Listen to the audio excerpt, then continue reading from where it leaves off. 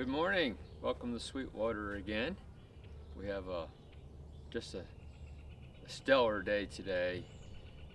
Be in the low 70s. We're just all excited about this weather coming off of our winter. Anyhow, what I would like to do today is just show you one of the things that I do, one of the chores we do here on the farm.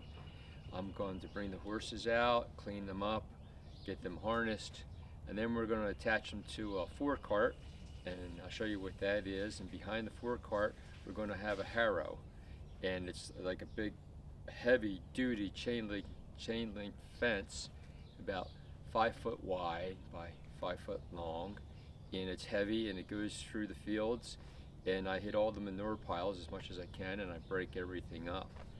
And the intention is on the front fields and the back fields is to break up the manure and spread it out for a good fertilizer, and then also there will be no opportunity for larvae to develop in that manure because it will be exposed to the sunlight and the warmer weather here shortly.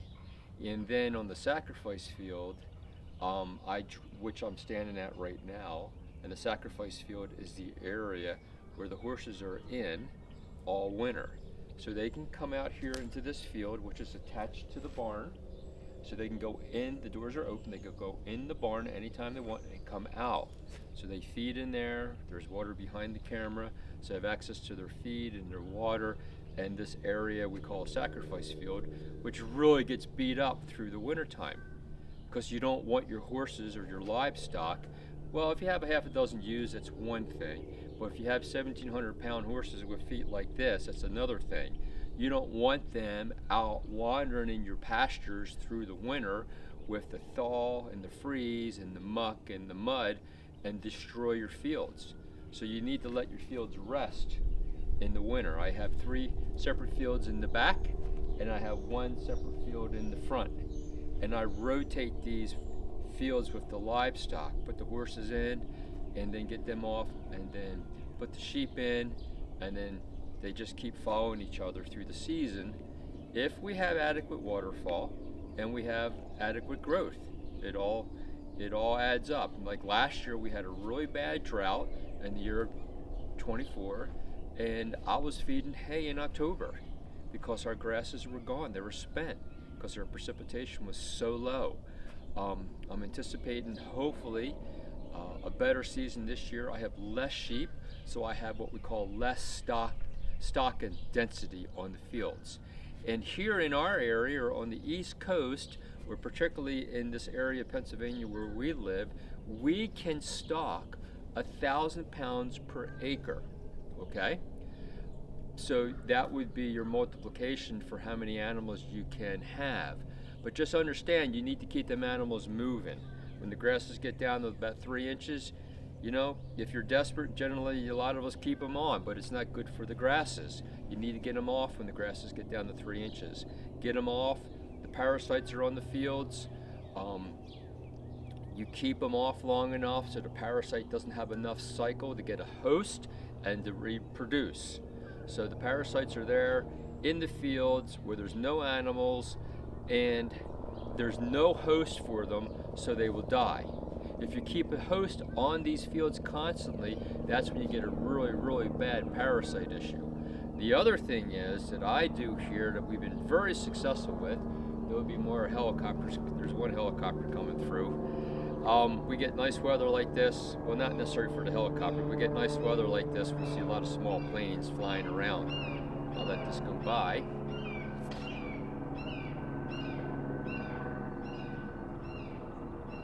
There's a hawk in the background, the preferable noise for sure. So what I do with my livestock, I always keep 4 to 6 ewes here. I'm down from what I used to have, up to 20 sheep, but I don't have the capacity here to support that amount of livestock. So I've sold some off, gave some away, so that I can get my sheep, my stock and density smaller and lighter. But I have a half a dozen ewes now, and what you want to do when you have multiple species, a horse and a sheep. A horse has a stomach and intestinals like the human being. The sheep are a ruminant, so they have a different capacity to digest. They have billions and billions of microorganisms in their ruminant that break down the grasses and things. All that to say, a parasite that can affect a horse, the sheep will come in after the horses graze and they'll eat the grasses and they'll be picking up them horse parasites. What happens? The parasite in that the horse's parasite in that ruminant will die because it's not the right environment. It's toxic, the pH is extremely low, and it will die. And then, if I bring the horses in after the sheep are grazing on the field, what do the horses do? They're eating grass and they're picking up the sheep parasites. Well, the parasites that are designed, well, I hate to use the word design, but they were for the sheep's ruminant, cannot survive in the horse's, GI tract, and they'll die. So multi-species grazing, horses eating sheep parasites, sheep eating horses parasites with the wrong environment, they'll die off. So between pasture rotation and getting them off, and then multi-species grazing, I haven't drenched any of my animals for years. Now last year I had to give some medication to a couple of my lambs for a tapeworm, and that's a totally different species than the barber pole worm, which is the real critical one for a ruminant. The barber pole for the sheep are very deadly. They can make them anemic, and that's a whole study in itself. But all that to say, we've been very successful in our small farm here dealing with a parasite load. It's fascinating. So what I was getting at is we're going to hook up the horses and put the harrow behind the horses and go through and break up these manure piles, which also contributes to our management of parasites here at Sweetwater Farm. Okay, we'll be right back.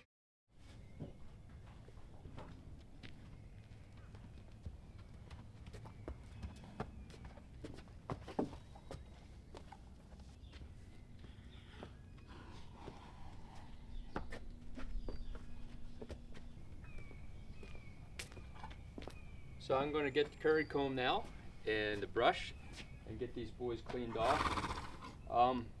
Don't critique too fast as far as how dirty they are.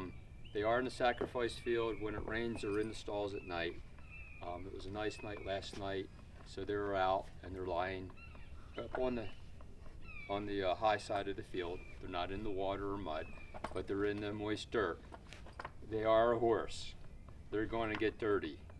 I mean, I could keep them in a box stall with clean sawdust 24/7, but I don't think the horse would really do well in that environment, in that cooped up area. Would they be clean? Mm-hmm. But you know what? It's going to take me 15-20 minutes to clean these guys off, and they had the opportunity to romp and roam around at leisure. There was no high winds, there was no precipitation, so they're, as far as I was concerned, just fine. They'd actually be fine no matter what.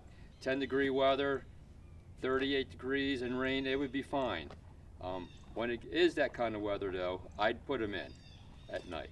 I don't want them out here at 36 degrees and rain. I probably mentioned that several times before. But they would be fine. The main reason, I'm doing it for myself. So I know they're secure. And with high winds is a concern though, because we, here in the East Coast, we have these ash trees that have died. In high winds, they come down. And if they're bedding in the woodlot there somewhere and it's high winds, it wouldn't be a good situation. So they're pretty extreme as far as dirt is concerned, right? I mean, up under here in the main, we're going to clean them up enough.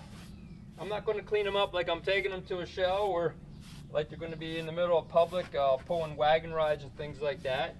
I would really pay a lot more attention to cleaning them up. I'm going to get all the dirt off of them, and I'm going to get all the spots. If you saw my one video as far as harnessing Rex, harnessing the draft horse, the shoulder right here is critical.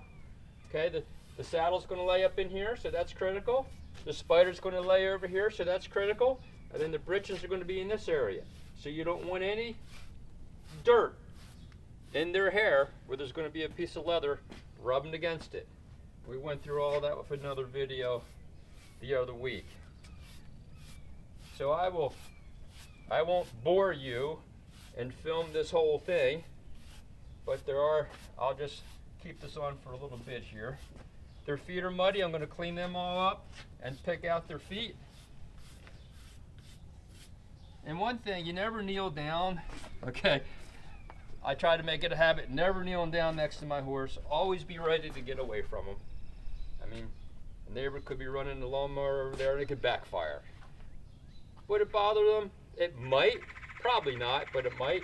But anything, sudden noise, or, you know, Rocky on the other side, all of a sudden thinks he needs to push Rex over. And I don't see Rocky, but I'm next to Rex. Always have an opportunity to get out of the way of my 1,700-pound animal. Okay? Literally 1,500 and some pounds heavier than me. So the hair goes up this way right here, so you go with the hair. I don't want to go against it. Try to be careful with my horse's eyes, of course. Cover them up the best you can to get this dirt out of here.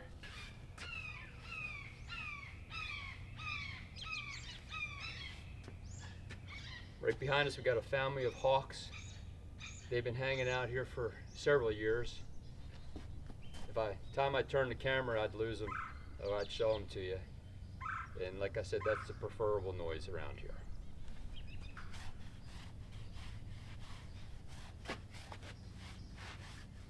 Now that I successfully removed the dirt off the horses and transferred it to myself, oh man, they were dirty.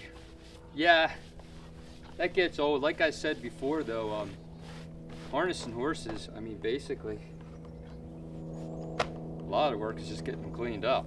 So I'm going to pick out these feet here.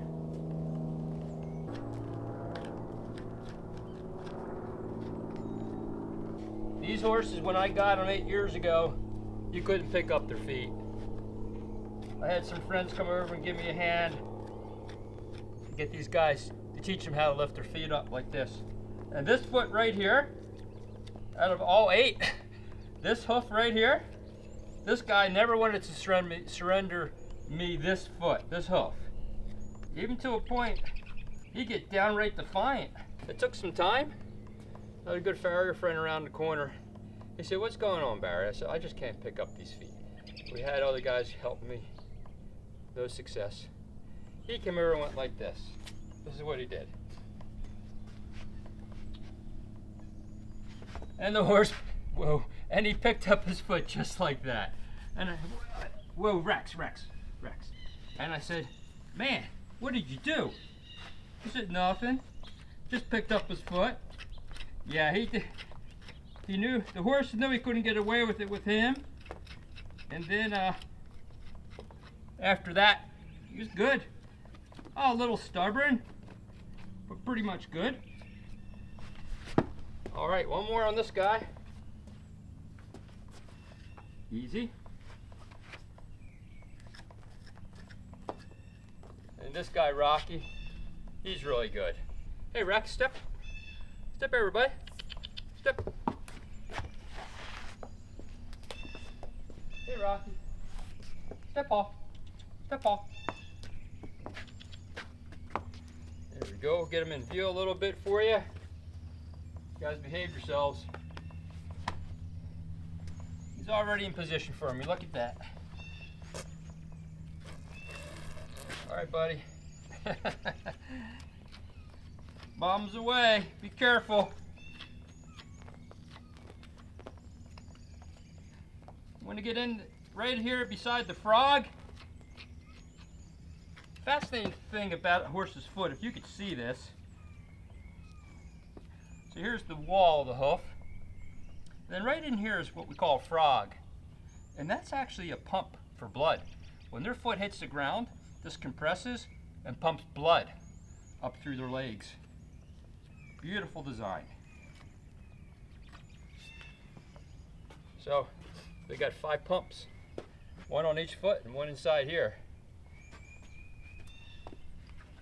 Oh, good horse, good horse.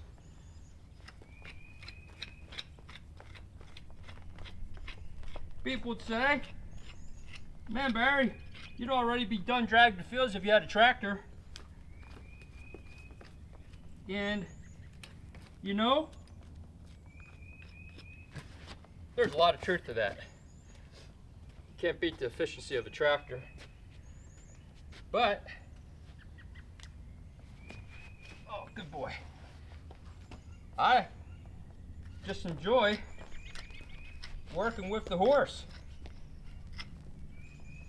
You know, you can be real efficient with the equipment and the tractor, and you'll get it done, and get it done faster than this. It's not as rewarding, and there's a cost to it. And when you're working around the horse, there's just something that it does to you, right? What did Winston Churchill say? I quote it often. There's something about the outside of a horse that's good for the inside of a man. And I could say that is truly right. One more, buddy. Good horse. Back.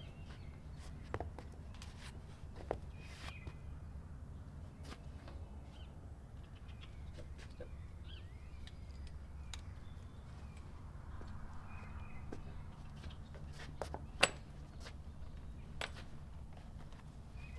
Here. Hey. Back, back, back. Ooh. Yes. There we go, buddy.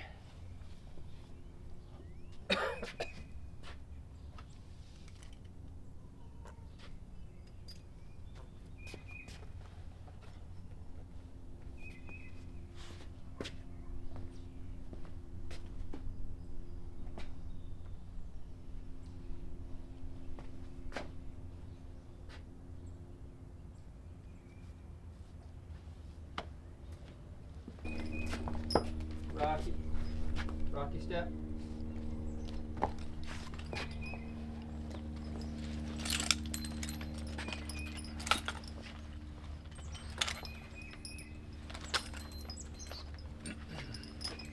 You know, the interesting thing is, I was talking about the tractor, and it is more efficient, so to speak. I mean, there's a lot of Pennsylvania and Ohio Amish that make a pretty substantial living with the workhorse, with a very sustainable farm. A lot smaller acreage, of course. But we're not looking for that gross number, are we? We're looking for that net. That net number carries them from one year to the other. With the lack of, or the, what's the right word? They're not distracted, rebuilding an engine and maintain equipment. Now they have to trade horses and keep fresh horses and keep younger horses for sure. And a good team today, $15,000, $20,000 for a good solid team. But it's nothing compared to $150,000, $220,000 tractor. Now I have a tractor, and if I have to, I will use it. But it's a backhoe, and I do hire after excavation, and I do have equipment like that, right? And it's great. Just wonderful. But whenever I spend a day with my backhoe, it's just, it's not a shallow day. We dig down, find pipes, this and that, and get a lot done and accomplished, and it's a good accomplishment feeling. But it's just a stressful day usually, and it's just not fulfilling. Not fulfilling like working with a team. I'm talking to these boys. They're being a little disobedient here now and then. I have to correct them. That's just the nature of a horse, They know what I want them to do. And one day soon, on another video, I'll introduce to you my Border Collie Sue. Beautiful canine. She's older now. She doesn't work really, but she's my companion. She's in the barn there. I can't let her out here. She'd be nipping out their heels and things like that. But they don't mix well. But what I'm getting at is the relationship I have with that dog is just wonderful, So the backhoe is great, but it's nothing like working a full day with your team.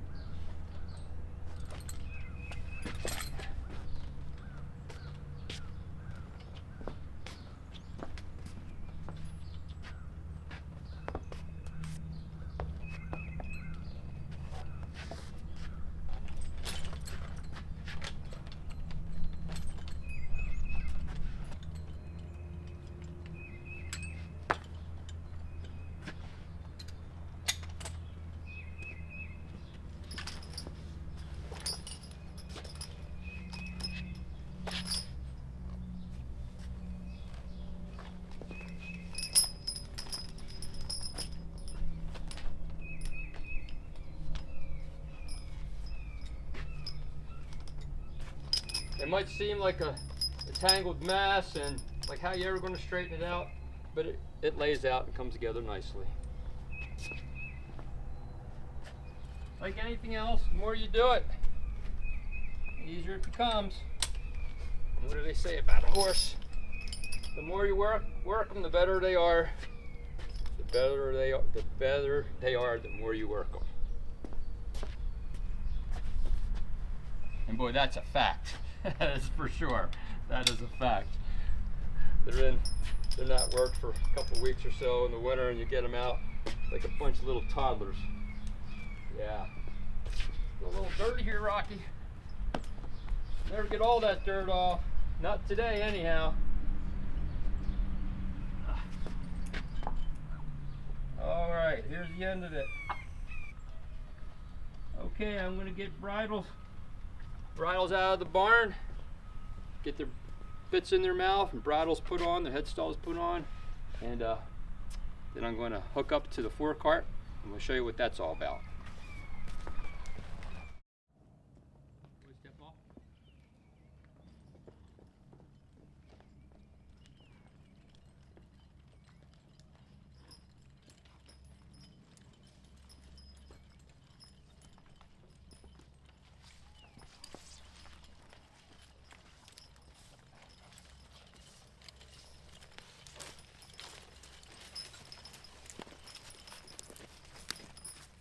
Woo. Woo.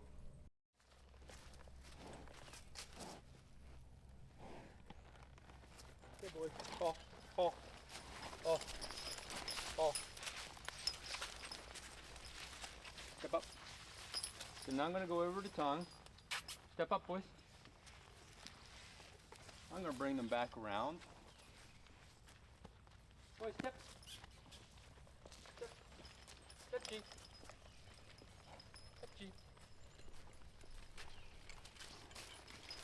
I missed the tongue there.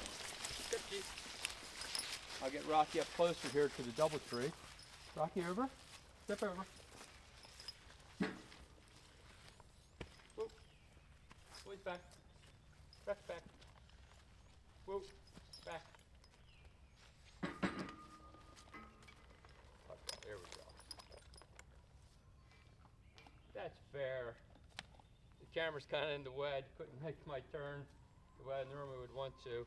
So basically now we're going to hook up the tongue on the double yoke in the front,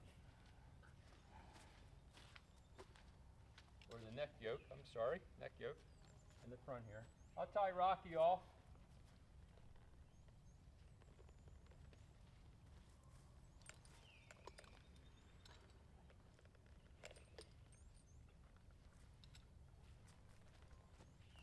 We just pick up the tongue here and hook it up to the snaps here on their harness. There's one.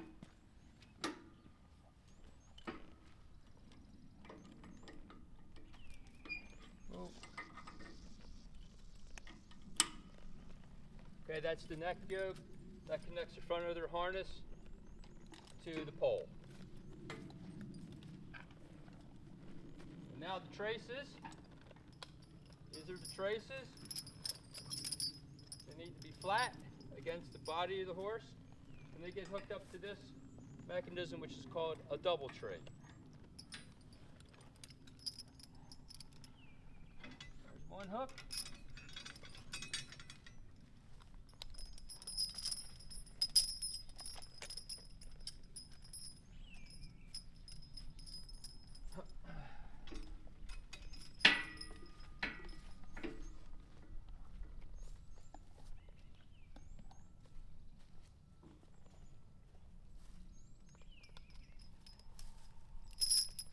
Whoop.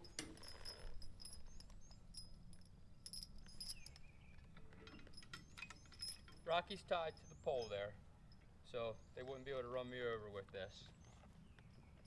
I will hook them up to vehicles without them tied, but caution's better.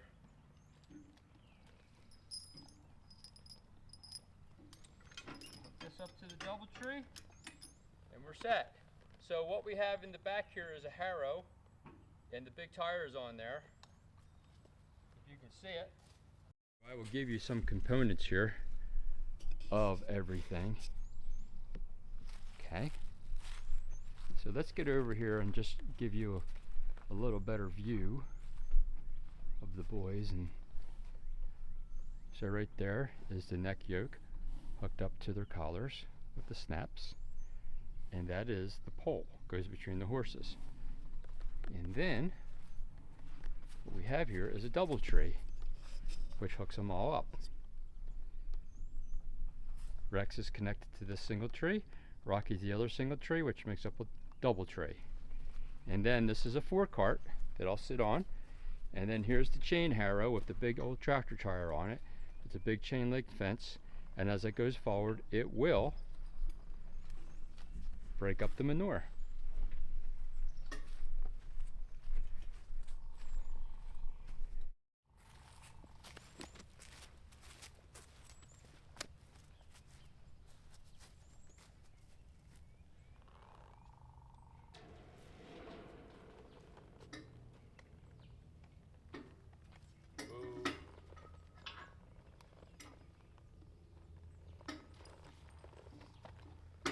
Quit it. Quit it.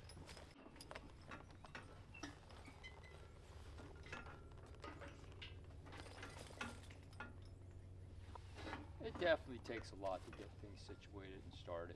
There's no doubt about it. But once you get everything done, you get into a rhythm and you just go.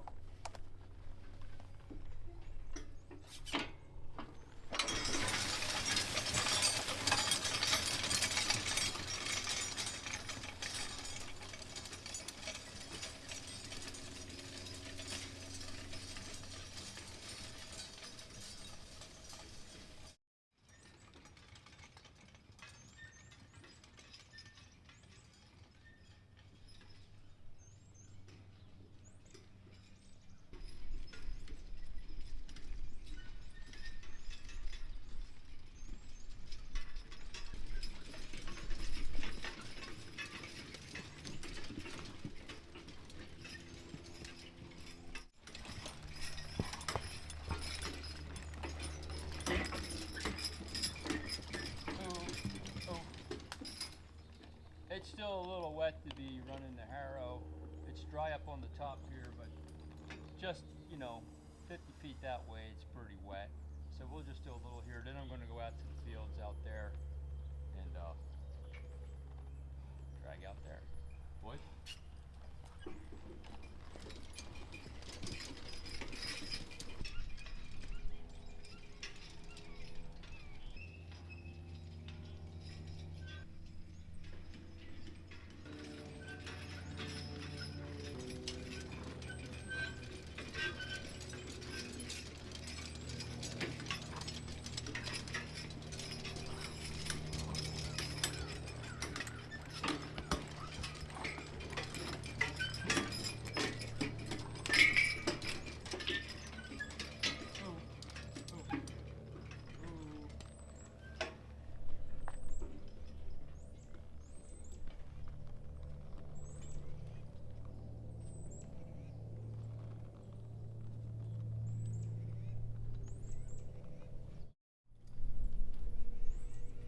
So I will not bore you with the constant rotation going around the field with the harrow.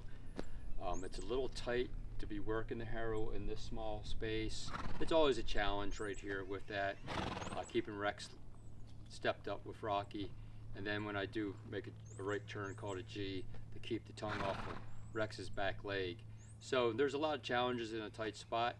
So we're going to head out to the bigger fields where it's easier. But I just hope that explains a little bit to you of a little bit what we do here at Sweetwater. So until I see you on the farm next time, have a great afternoon and enjoy the spring-like weather if it's in your area. Talk to you then.